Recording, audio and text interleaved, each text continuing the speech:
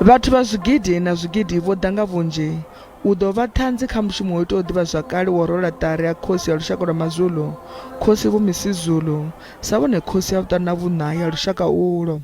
Fhedziha mushumo wa vhurereli wa itwa kha vhuṱambo uvho wo vusa mbudziso dzi sa fheli khathihi na nyambo dzi sa fheli.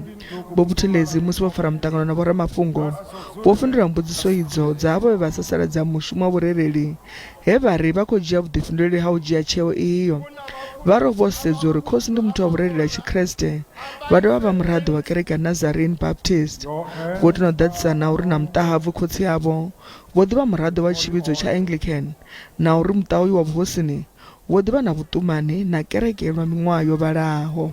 If there is any blame to be apportioned, let it be apportioned to me, Mangosuthu Buthelezi. But I do not believe that anything inappropriate was done by His Grace the Archbishop and the bishops.